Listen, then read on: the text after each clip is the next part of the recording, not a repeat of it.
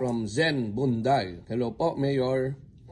Meron po bang TESDA ang Valenzuela po? Yes. Meron ho tayong TESDA na eskwelahan. Dito po ang dating Valenzuela Polytechnic. Ngayon tawag na nating Valtech. Sa totoo lang, abangan din ho natin.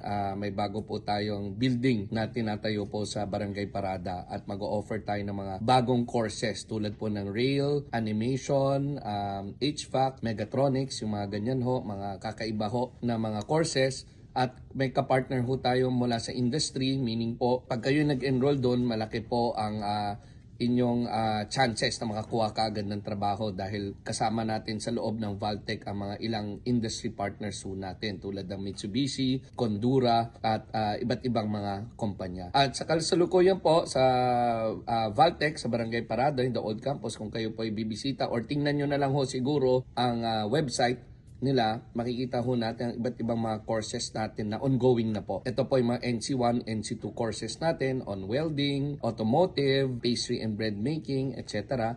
At pwede ho kayo mag-enroll po sa ating facility. Yan po ang tinatawag nating Valenzuela Polytechnic College dati at ngayon po ay Valtech.